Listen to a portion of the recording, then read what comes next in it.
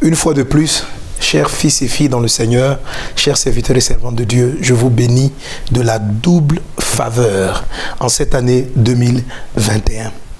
Amen. On a reçu les bénédictions. Voilà, de ces bénédictions prophétiques que j'ai déversées, que j'ai prononcées, que j'ai libérées dans vos vies respectives. Et je sais qu'elles auront lieu parce que la puissance de la parole du Seigneur est là-dedans. Tout simplement parce qu'une prophétie n'est pas donnée parce que c'est une bonne idée, mais parce que Dieu nous parle. Et ce thème en particulier, je l'ai reçu du Saint-Esprit. C'est dans cette dimension-là que Dieu veut que tu marches en 2021. La double faveur, la double faveur. Raison pour laquelle il est important que tu comprennes, que tu saisisses ce que cela signifie exactement et comment vraiment le tenir. Alors, on a déjà écouté donc la première partie de ce message en 2 temps, durant la veille de traversée, dans la capsule que j'ai faite pour le dimanche, dans les paroles de bénédiction. Et maintenant, je vais aller un peu plus en profondeur sur comment tenir, comment prendre et comment manifester réellement cette double faveur en 2021. Que la grâce et la paix du Seigneur soient avec chacun de vous. Nous prions le Seigneur. Seigneur Jésus, que ton nom soit béni.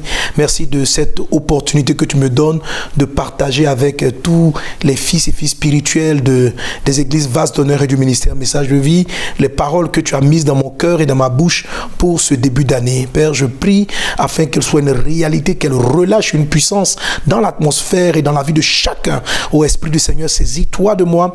Donne-moi de parler de toi, Seigneur Dieu, avec la grâce, la puissance, au nom puissant de Jésus-Christ. Amen. Amen. Alors, je vais t'inviter à ouvrir ta Bible avec moi dans le livre de la Genèse, le chapitre 27. Bible en papier. On reprend maintenant les bonnes habitudes. Bible en papier, Genèse chapitre 27. Et je vais demander à ce que tu prêtes particulièrement attention au verset 27-28. Et puis après, je lirai Genèse 28, verset 1 à 5. Alors, nous faisons la lecture à partir du verset 1. Il est dit: Isaac devenait vieux et ses yeux étaient affaiblis au point qu'il ne voyait plus. Alors il appela Ésaü, son fils aîné, et lui dit: Mon fils. Et il lui répondit: Me voici. Isaac dit: Voici donc, je suis vieux et je ne connais pas le jour de ma mort. Maintenant donc, je te prie, prends tes armes, ton carquois et ton arc, va dans les champs et chasse-moi du gibier. Fais-moi un mets comme j'aime et apporte-le-moi à manger afin que mon âme te bénisse avant que je meure. Rebecca écouta ce qu'Isaac disait à Ésaü son fils. Et Ésaü s'en alla dans les champs pour chasser du gibier et pour le rapporter. Puis Rebecca dit à Jacob, son fils: Voici, j'ai entendu ton père qui parlait ainsi à Ésaü ton frère. Apporte-moi du gibier et fais-moi un mets que je mangerai et je te bénirai devant l'Éternel avant ma mort. Maintenant, mon fils, écoute ma voix à l'égard de ce que je te commande. Va me prendre au troupeau 2 bons chevreaux. J'en ferai pour ton père un mets comme il aime. Et tu le porteras à manger à ton père afin qu'il te bénisse avant sa mort. Jacob répondit à sa mère: Voici, Ésaü mon frère est velu. Je n'ai point de poil et je n'ai point de poil. Peut-être mon père me touchera-t-il et je passerai à ses yeux pour un menteur. Et je ferai venir sur moi la malédiction et non la bénédiction. Sa mère lui dit: Que cette malédiction, mon fils, retombe sur moi. Écoute seulement ma voix et va me les prendre. Jacob alla les prendre et les apporta à sa mère qui fit un mets comme son père aimait. Ensuite, Rebecca prit les vêtements d'Ésaü, son fils aîné, les plus beaux qui se trouvaient à la maison, et elle les fit mettre à Jacob, son fils cadet. Elle couvrit ses mains de la peau des chevreaux et son cou qui était sans poil. Et elle plaça dans la main de Jacob, son fils, le mets et le pain qu'elle avait préparé. Il vint vers son père et dit: Mon père. Et Isaac dit: Me voici, qui es-tu, mon fils? Jacob répondit à son père: Je suis Ésaü, ton fils aîné. Notez bien le verset 19. Hein? Jacob répondit à son père, je suis Ésaü, ton fils aîné. J'ai fait ce que tu m'as dit. Lève-toi, je te prie, assieds-toi et mange de mon gibier afin que ton âme me bénisse. Isaac dit à son fils, et quoi? Tu en as déjà trouvé, mon fils. Et Jacob répondit, c'est que l'Éternel, ton Dieu, l'a fait venir devant moi. Isaac dit à Jacob, approche donc et que je te touche, mon fils, pour savoir si tu es mon fils Ésaü ou non. Jacob s'approcha d'Isaac. Son père qui le touchait et dit, la voix est la voix de Jacob, mais les mains sont les mains d'Ésaü. Et il ne le reconnut pas, parce que ses mains étaient velues comme les mains d'Ésaü, son frère, et il le bénit. Il dit, c'est toi qui es mon fils Ésaü. Et Jacob répondit, c'est moi. Isaac dit, serre-moi, et que je mange du gibier de mon fils, afin que mon âme te bénisse. Jacob le servit, et il mangea, et il lui apporta aussi du vin, et il but. Alors Isaac, son père, lui dit, approche donc et baise-moi mon fils. Jacob s'approcha et le baisa. Isaac sentit l'odeur de ses vêtements, puis il le bénit et dit, voici l'odeur de mon fils, est comme l'odeur d'un champ que l'Éternel a béni. Que Dieu te donne de la rosée du ciel. Notons bien maintenant le verset donc 27-28. Que Dieu te donne de la rosée du ciel. Comme je vous l'ai expliqué, ça, c'est la bénédiction, la faveur d'en haut. Ce qu'on appelle la rosée du ciel. Et il continue verset 28. Et de la graisse de la terre. Amen. Donc, la faveur d'en bas. La double faveur. Du blé, du vin en abondance. Que des peuples te soient soumis et que des nations se prosternent devant toi. Sois le maître de tes frères et que les fils de ta mère se prosternent devant toi. Maudit soit quiconque te maudira et béni soit quiconque te bénira. Amen.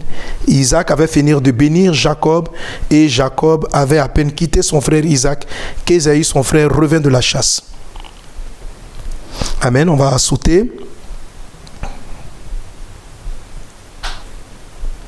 Verset 34, il est dit, lorsqu'Ésaü entendu les paroles de son père, il poussa de forts cris, plein d'amertume, et il dit à son père, bénis-moi aussi mon père.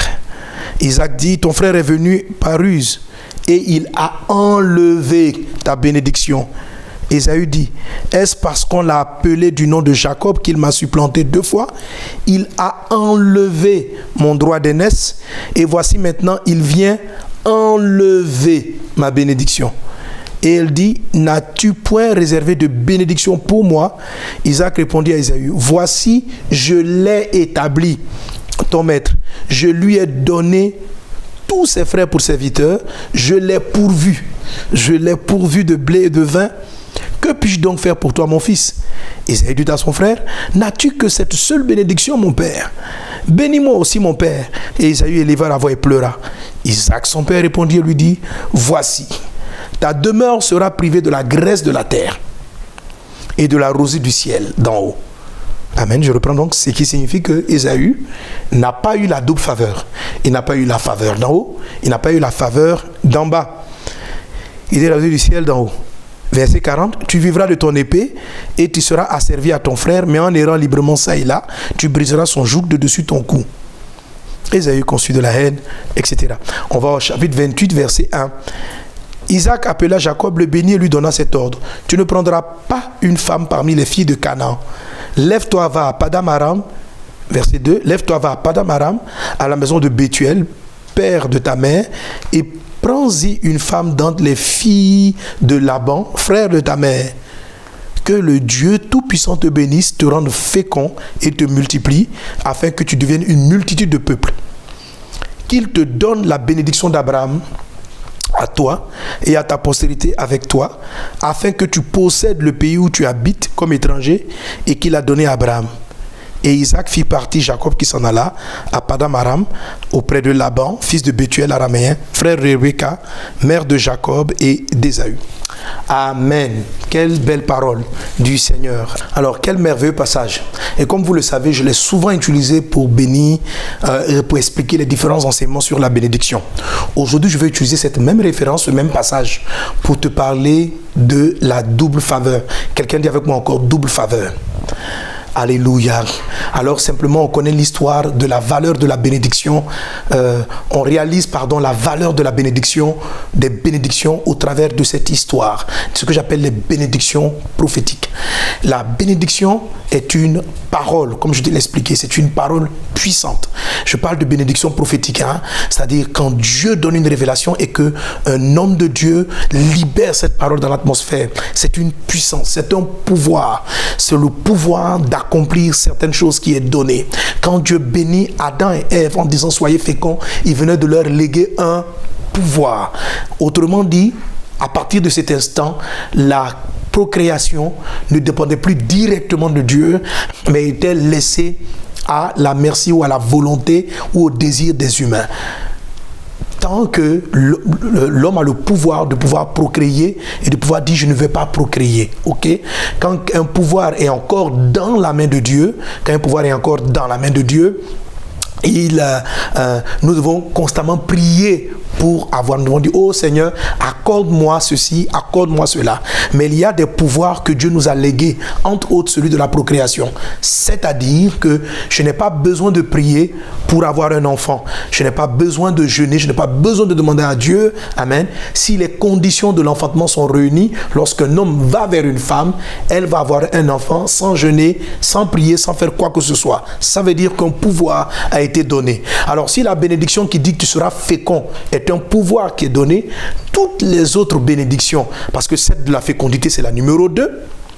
Je rappelle que à l'origine se fit la numéro 1, quand Dieu a créé Adam et Ève, c'est la première bénédiction, la fécondité, mais parce qu'il y a eu une malédiction qui est venue dire que l'homme quittait le jardin d'Éden et que la terre allait devenir difficile pour lui à semer, Dieu, en citant les 12 bénédictions, a ramené quelque part la bénédiction relative à la terre promise en disant, dans la première bénédiction, tu seras béni dans la ville, tu seras béni dans les champs. Autrement dit, Dieu lui a donné maintenant le pouvoir, à l'homme d'aller maintenant conquérir des nouveaux territoires et de prendre des territoires. Ça, c'est devenu maintenant la bénédiction numéro 1, un peu comme un retour en Canaan. Est-ce qu'on est ensemble? Et la bénédiction de fécondité maintenant passe à la numéro 2, qui est je bénirai le fruit de ton sol, le fruit de tes entrailles.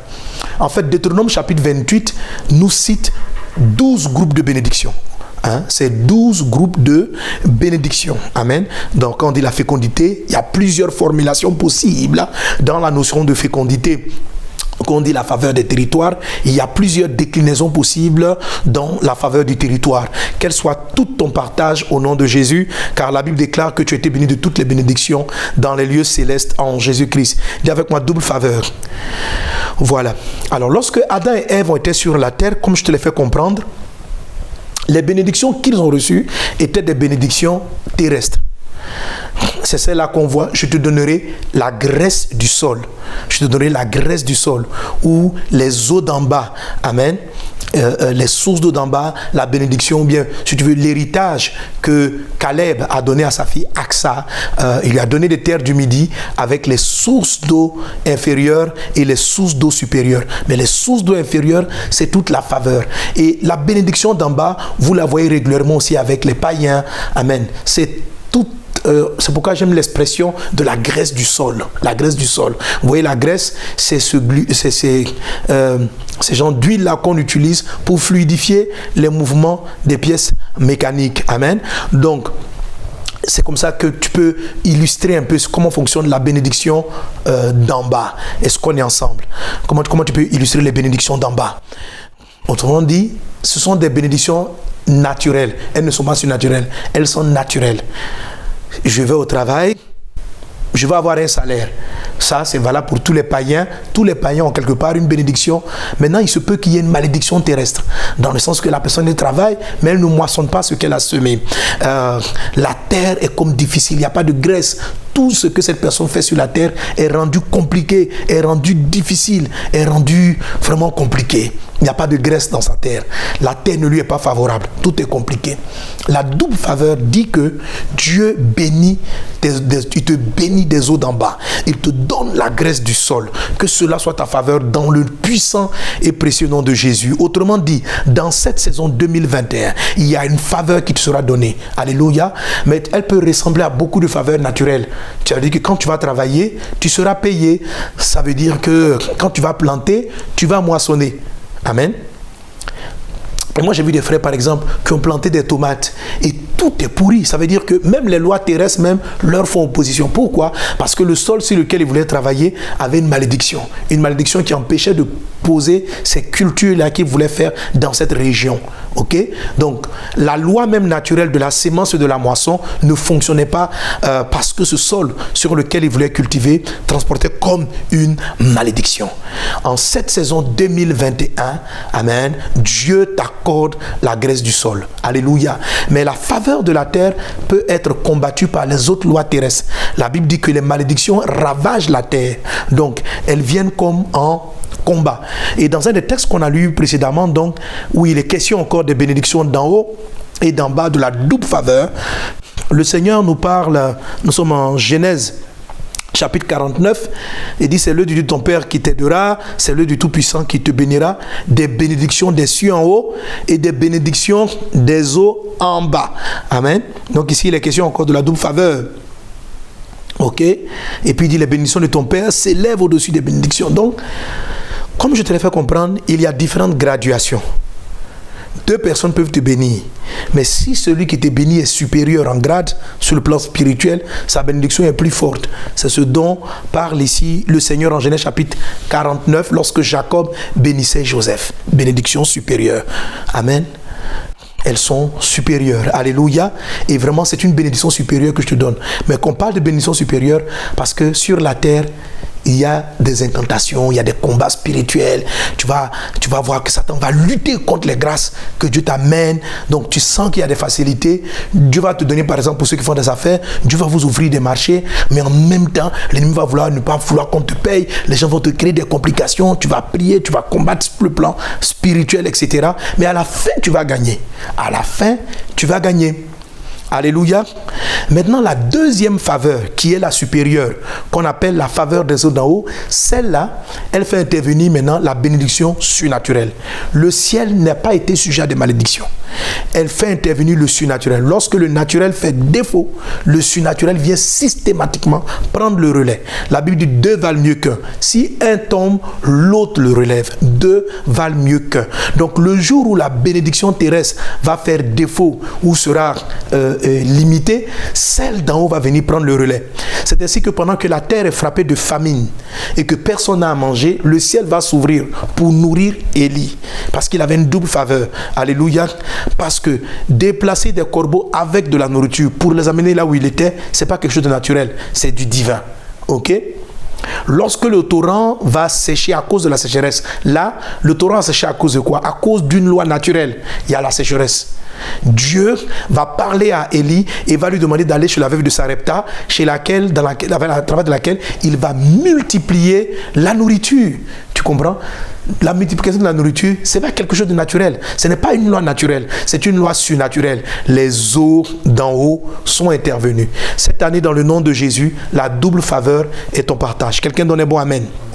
Ok, c'est ce que je veux que tu comprennes. Il y aura une intervention, faveur terrestre, faveur céleste, qui vont travailler concomitamment durant toute ton année 2021 et dans la suite, et qui vont encadrer toutes les formes de bénédiction que tu auras. Quand la terre sera limitée, le ciel se lèvera. Alléluia, le ciel se lèvera. Le ciel se lève dans ta vie. Il en est ainsi au nom de Jésus. Ce que je veux te faire comprendre dans cette exhortation, enseignement d'aujourd'hui, amen, c'est comment l'affermir, comment réellement déclencher la bénédiction. Amen. Cette double faveur, comment vraiment la déclencher. Alors, suis-moi très bien. Amen. D'abord, il faut savoir retenir que c'est une bénédiction. C'est une bénédiction. Ça veut dire que c'est une grâce. Ok? Une bénédiction est une grâce. Alléluia. Ça veut dire que c'est une faveur simplement imméritée. Donc, il ne faut pas chercher à la mériter. Amen. Il ne faut pas chercher à la mériter. La Bible dit: veillez à ce que nul ne se prive de la grâce de Dieu. Il y a des personnes, lorsqu'on va prononcer cette parole, ils vont dire: mais qu'est-ce que je dois faire pour que je l'obtienne? Donc, quelque part, dans leur esprit, ils cherchent à mériter la bénédiction. Tu ne peux pas la mériter. Amen. Est-ce que Jacob a mérité cela? Non, Jacob ne méritait pas. Ça a été la grâce. Et dans cette histoire qu'on a lue, c'est ce que Dieu veut nous faire comprendre. La grâce divine. Alléluia. La grâce et la faveur divine, ok? C'est de la faveur, juste de la grâce. Jacob ne méritait pas. C'est pourquoi cette histoire nous parle de Jésus. Elle est très importante. Amen. Il faut donc savoir qu'une bénédiction, c'est une grâce. Dis avec moi grâce.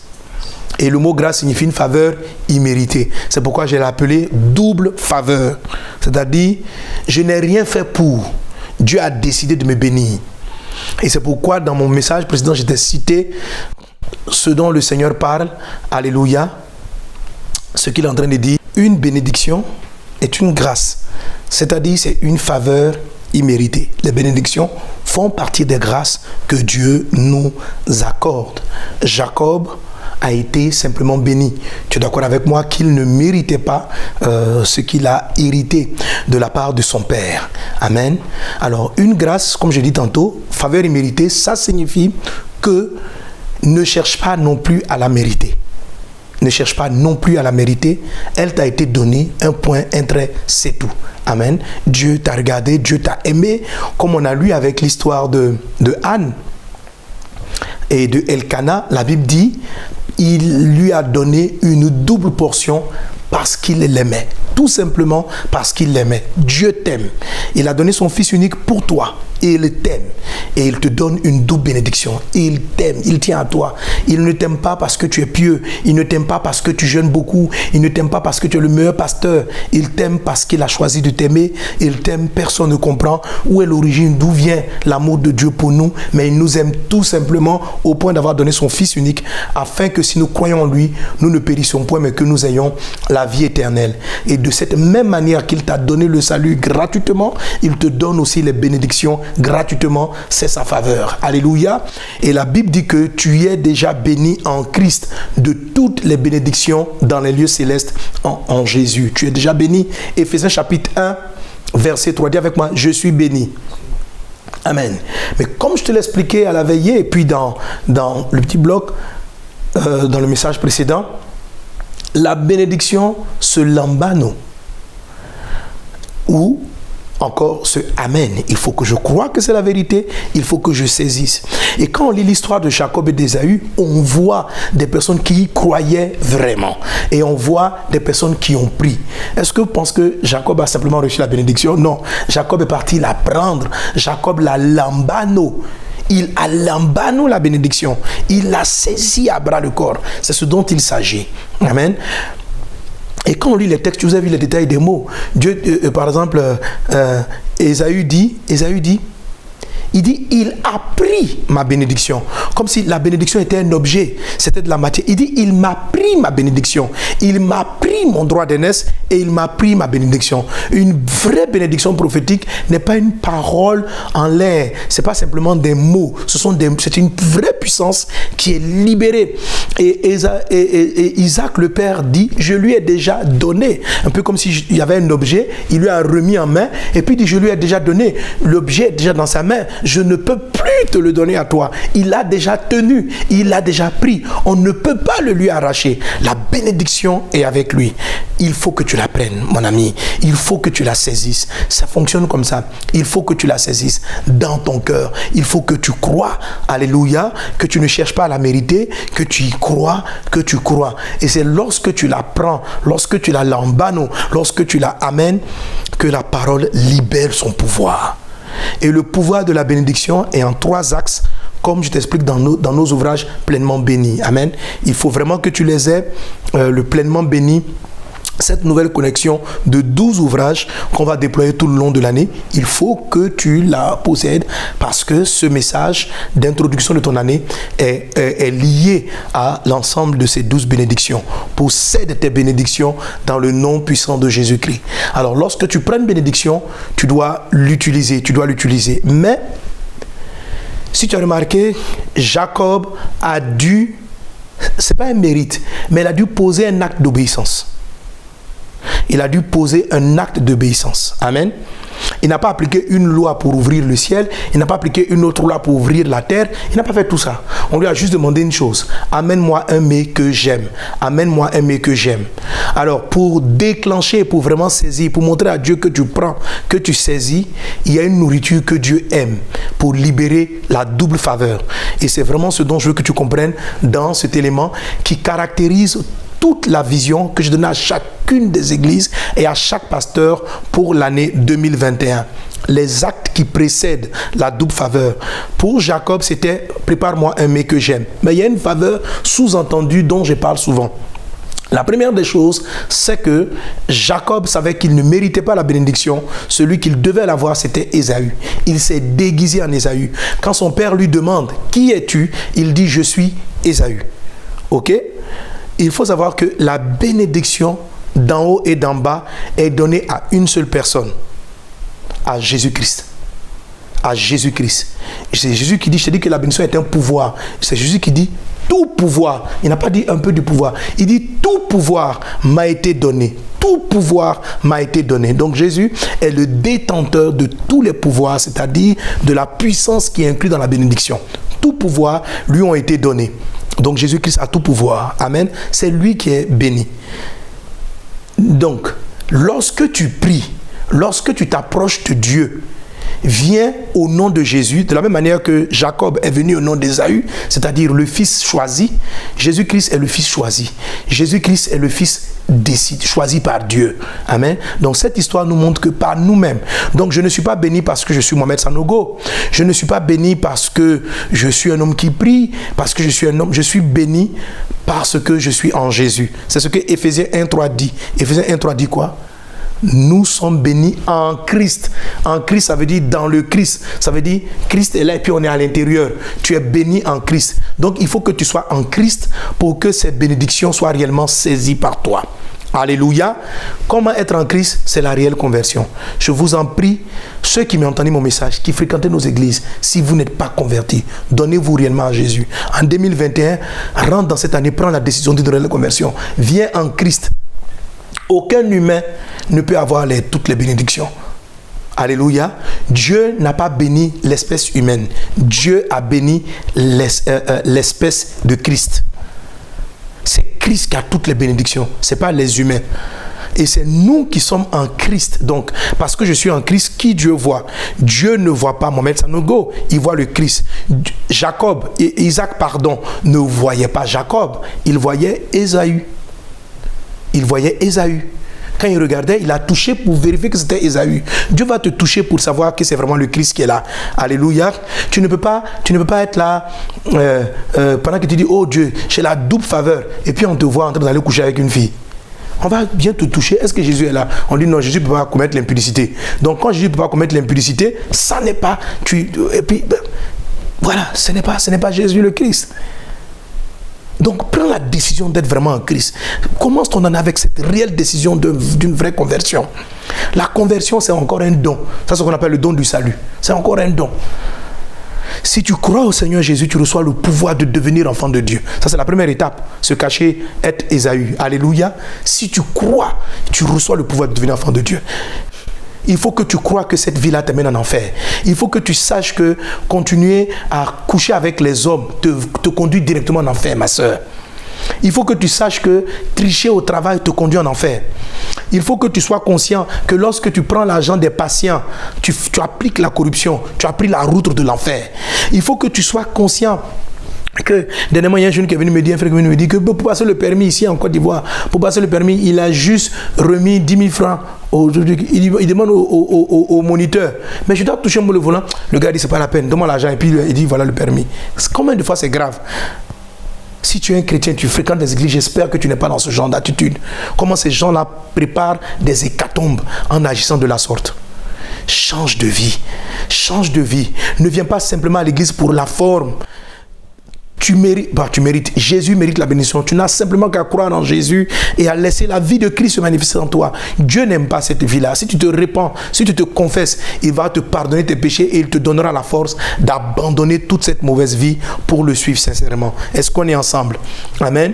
Donc, dans le cas de Jacob, il fallait être Ésaü. Pour nous, dans le Nouveau Testament, dans notre cadre précis, nous devons être en Christ. Nous devons être en Christ. Que cela soit ton partage au nom de Jésus. Amen. Alors, quelle est cette nourriture? Non seulement il fallait, se déguiser en Ésaü, pour nous c'est la conversion, mais deux, Jacob devait apporter un repas que Isaac, qui est l'image de Dieu dans notre histoire, que Isaac devait consommer. Quelle est la nourriture qui va être agréable au Seigneur? Donc c'est les deux actes. C'est d'où ces deux actions-là.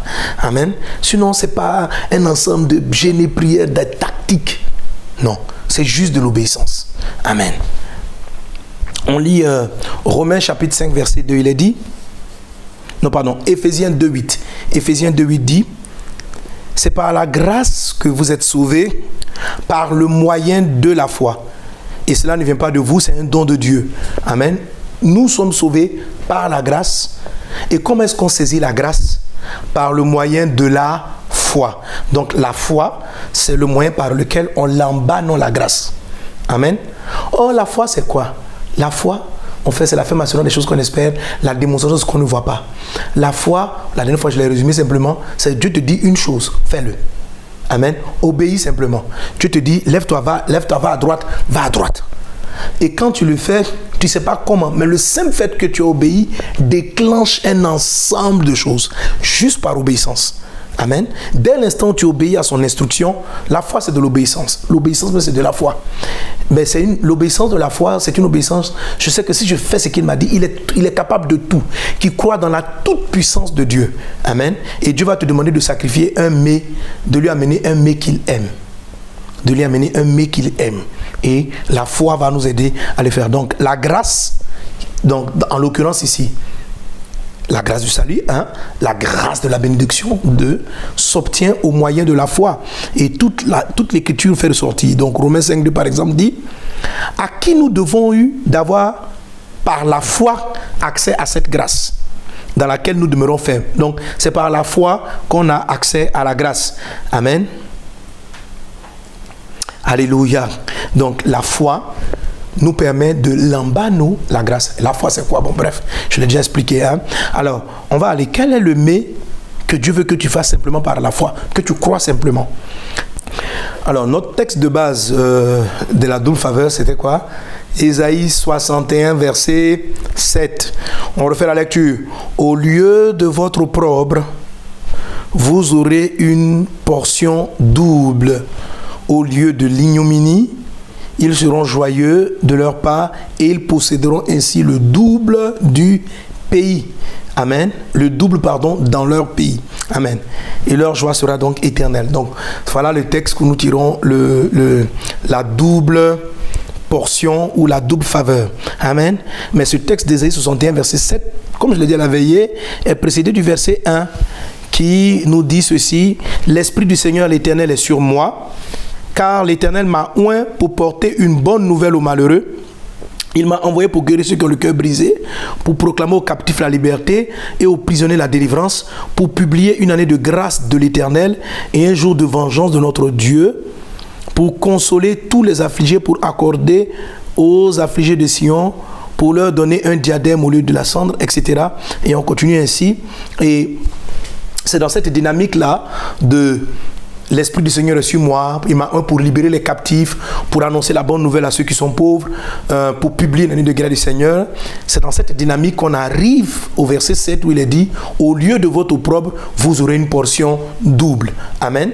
Donc, la portion double est accordée ou est manifestée, le mets, la nourriture que Jésus veut manger pour libérer cette bénédiction-là, cette puissance en nous, c'est celle-là. Amen. Libérer les captifs, ouvrir les yeux des aveugles, s'occuper des pauvres. Autrement dit, il dit, l'Esprit du Seigneur est sur moi, il m'a oint pour annoncer la bonne nouvelle. Annoncer la bonne nouvelle. Quelle est la nourriture que le Seigneur attend? C'est celle des âmes. Amen. C'est celle des âmes. Lorsque nous allons penser aux malheureux, il dit, je prends ma Bible ici. Alors, donc il dit, il m'a envoyé pour guérir ceux qui ont le cœur brisé, pour proclamer aux captifs la liberté. Donc, premièrement, car l'Éternel m'a oint pour apporter une bonne nouvelle aux malheureux. Première des choses, prêcher la bonne nouvelle. Le repas que le Seigneur aime, c'est aller nous occuper des malheureux. Jésus dit à Pierre, si tu m'aimes, il faut paître mes brebis. En 2021, fils spirituel, paissons les brebis du Seigneur. Allons chercher les gens malheureux, les gens qui sont laissés pour compte allons leur parler du Seigneur. Organisons dans l'église le travail de la moisson, le travail des gemmes, prendre soin des brebis, aller dans les zones les plus pauvres, prêcher la bonne nouvelle de Jésus. Jean-Baptiste voulait savoir si Jésus était vraiment le Christ. Et Jésus va dire à ses messagers, à ses envoyés, il dit, allez lui dire, la bonne nouvelle est prêchée aux pauvres, aux malheureux. Il va dire, les malades sont guéris, les aveugles voient, les sourds entendent, les morts ressuscitent. Donc le signe qui montre que c'est Jésus qui est en train d'opérer, c'est ça. Amen. C'est le témoignage de Seigneur aux gens. Pendant que tu entends mon message, tu es béni de la double faveur. La double faveur t'est réservée. Mais amène la nourriture que papa aime.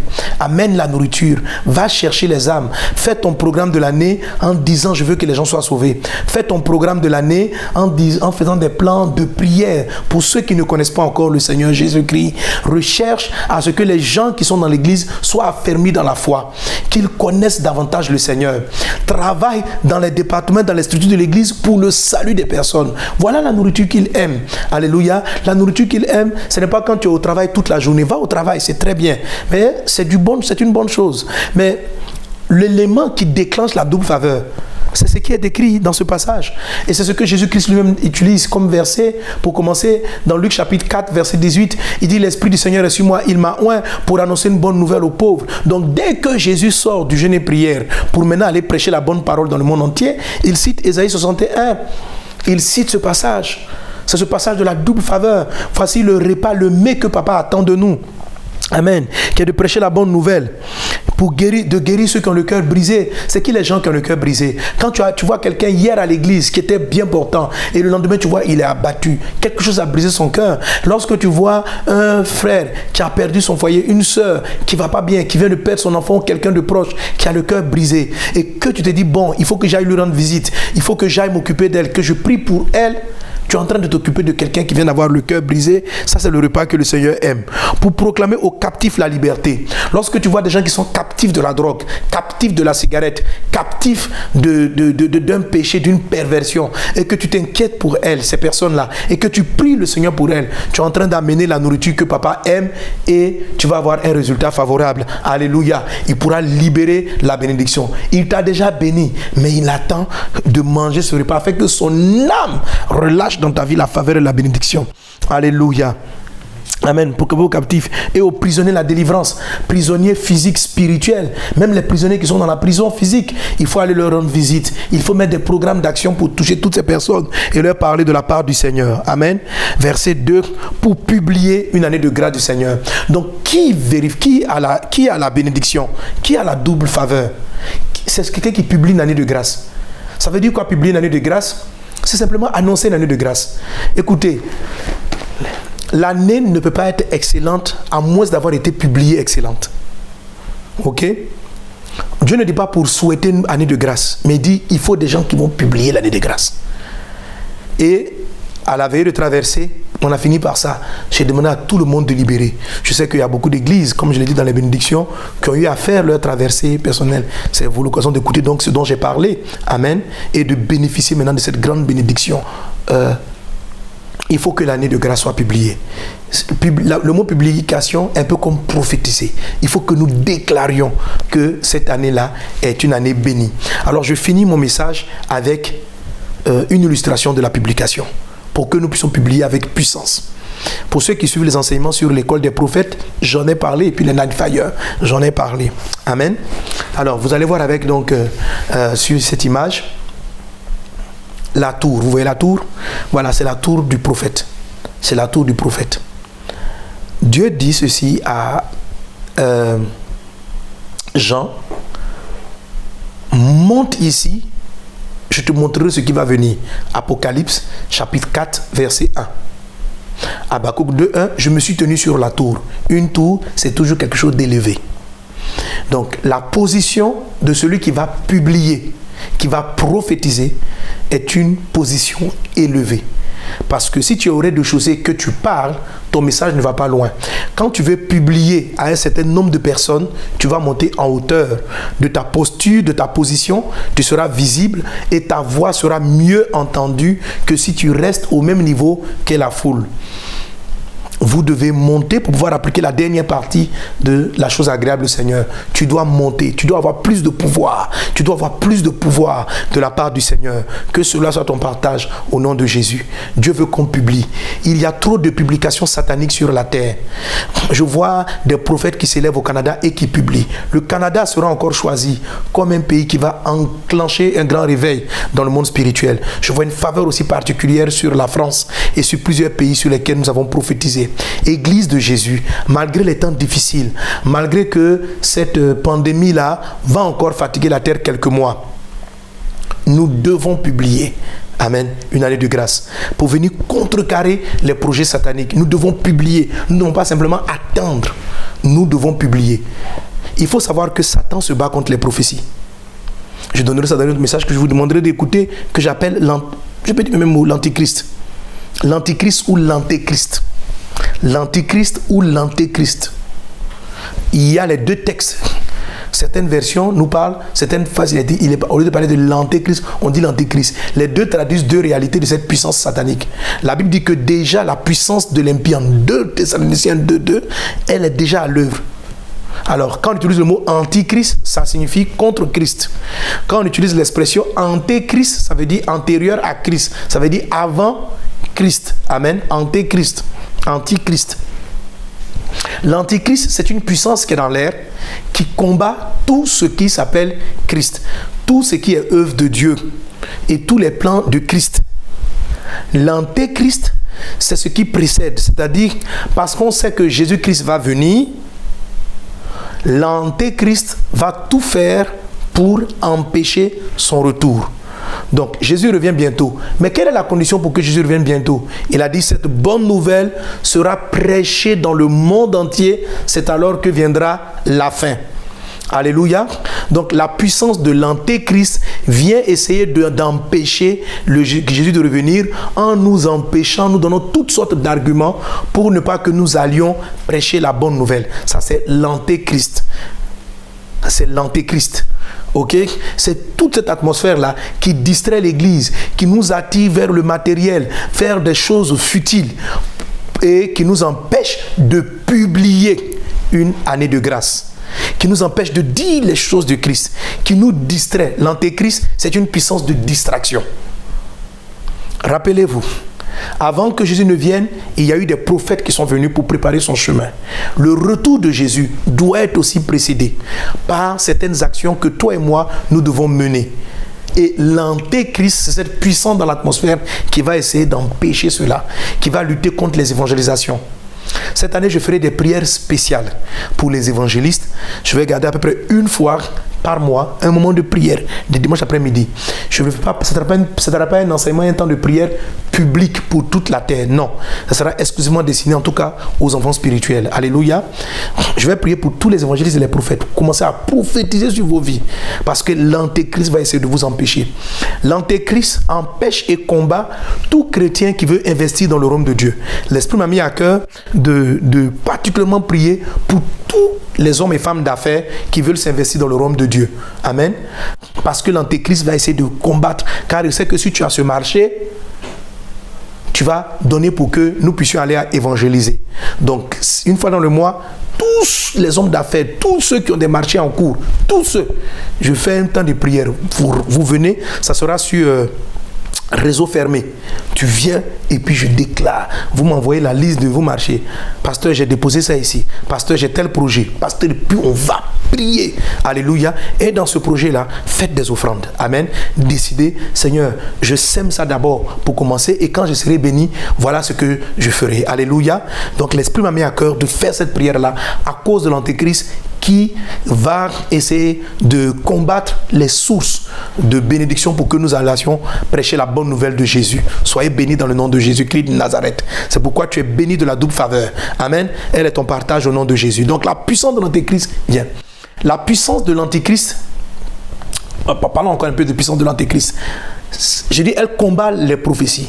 Regarde, lorsque Jésus-Christ allait venir en Matthieu chapitre 2 verset 1, quand les mages sont venus et que Hérode a su que le Fils de Dieu allait naître, Il a fait vérifier, la Bible dit qu'il a appelé les pharisiens, les scribes, pour vérifier si cela était écrit dans les Saintes Écritures.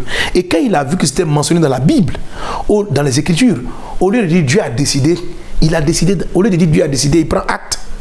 Lui, Hérode, il a décidé d'empêcher une prophétie de s'accomplir. Est-ce que vous suivez? Donc, il a tenté de tuer Jésus. Ça, c'est ce qu'on appelle la puissance de l'antéchrist. Amen. Sachant que Jésus doit venir se manifester, il s'élève et il mène. Et il a massacré toute une région à la recherche de Christ. Il a vu que c'était écrit. Lorsqu'il y a des bénédictions sur vos vies, la force de l'antéchrist, quelque chose qui dit, cette année tu prospéreras, la puissance de l'antéchrist va vouloir empêcher ça. Elle va dire, ok, Dieu a dit, donc moi je dois combattre. Ça, c'est l'antéchrist qui va nous donner maintenant naturellement l'antéchrist. C'est-à-dire, même quand Christ est manifesté, maintenant, va venir maintenant l'antéchrist. Christ dit ça, nous on dit le contraire, l'opposé du Christ. Ça va se manifester par des gens qui vont faire des miracles, des prodiges, mais qui ne vont pas attirer les gens vers la valeur du salut réel, la réelle communion avec le Christ. Ils vont vous prêcher des messages qui ne sont pas les messages de Christ, qui ressemblent à Jésus mais qui ne sont pas les messages de Christ. Ce n'est pas le réel salut. C'est bizarre. Il y a des prodiges, il y a des miracles, mais on enlève Christ à l'intérieur et on va mettre l'homme, le prophète, au centre de l'histoire. On dit Jésus pour séduire, on dit le nom de Jésus pour séduire, mais quand tu t'approches, l'esprit principal n'honore pas le Christ. L'esprit principal rend gloire à un homme, honore des personnes. C'est un esprit de l'antichrist. L'antéchrist va combattre le Christ en toi. L'antéchrist, quand Christ est en toi, il vient pour te séduire. Que Dieu te délivre de toutes ses puissances. Alors, pour publier, et nous terminer avec cette phrase, je reviens donc à ma tour. Est-ce qu'on est d'accord avec la tour? Alors, je reviens à la bénédiction numéro 4, okay, qui explique la façon dont notre Père fonctionne avec nous. Il bénit l'arrivée avant de bénir le départ. Tu seras béni à ton arrivée, tu seras béni à ton départ. Mais dans la vie réelle, on va remarquer que le départ semble béni. Amen. Le départ est béni. Mais dans le monde invisible, l'arrivée est bénie avant le départ. Ok? Et comme je te l'ai illustré, la fin de l'histoire détermine le démarrage, donc le départ. On va dire que quelqu'un a un bon départ parce qu'on sait où il s'en va et qu'est-ce qu'il doit toucher. Ok?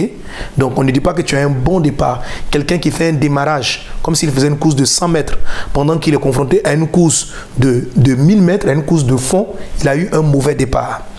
Quelqu'un qui fait une course de 100 mètres et qui démarre comme s'il allait courir 10 000 mètres, il a un mauvais départ. Donc le départ est déterminé par l'arrivée. C'est pourquoi Dieu bénit ton arrivée.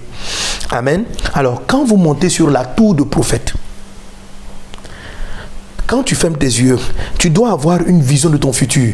Tu dois visualiser ton arrivée pour que cette année 2021, tu la commences de manière glorieuse. Est-ce qu'on est ensemble? Amen. Tu dois visualiser la fin de l'histoire. Le coureur voit la fin, il anticipe. Tu dois voir qu'est-ce que tu veux être demain. Et à ce niveau-là, la puissance de l'antéchrist, l'anté précédent le Christ, peut te séduire. Comment? En corrompant ta vision de l'arrivée. En corrompant ta vision de l'arrivée. Quelle est notre arrivée à nous? Notre arrivée à nous, c'est le ciel. Alléluia. Si Dieu doit nous prendre en 2021, Dieu doit te prendre, tu dois être au paradis. Tu dois finir ta course avec cette phrase. Dieu te dit, bon et fidèle serviteur. J'aimerais vous dire ceci.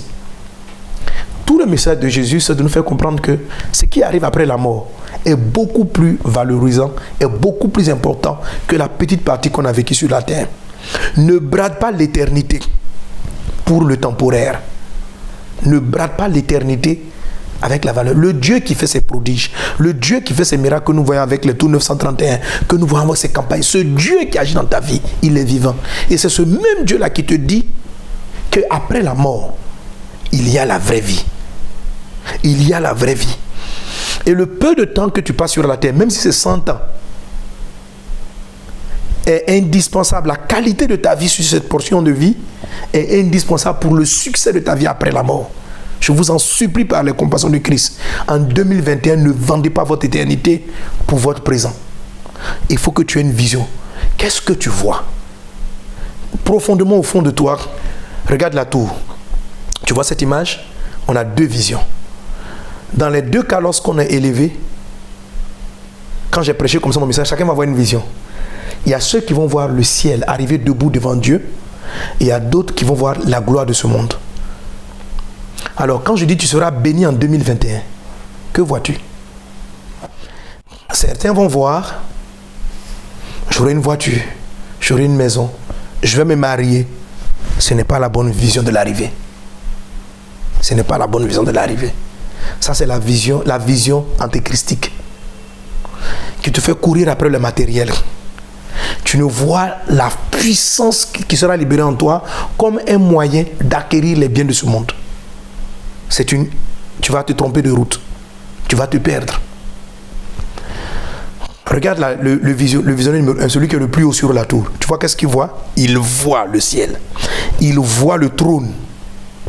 Mais de la même manière que tu vois sur l'image, il y a la partie des trésors il y a la partie des trésors. Jésus dit quoi? Il n'y a personne qui, à cause de moi et qui, à cause de la bonne nouvelle, a quitté son père, sa mère. Jésus dit à cause de la bonne nouvelle. Et à cause de moi. A laissé toutes ces choses-là, ne les obtiennent au centuple. Et puis après quoi? La vie éternelle. Alléluia.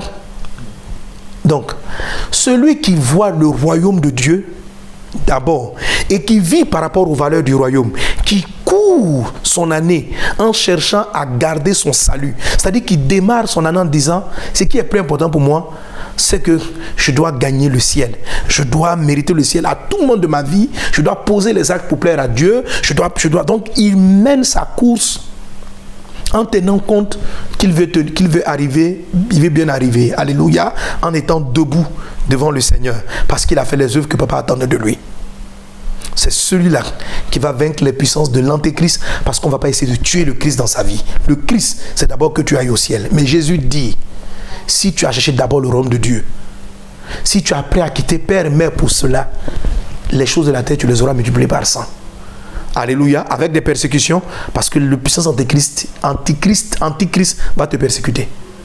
Mais tu vas, malgré les persécutions, toi tu vas multiplier tes faveurs, parce que tu as la double faveur. Elle vient d'en haut, elle vient d'en bas. Ils ne pourront pas t'arrêter, parce que tu ne seras pas naturel.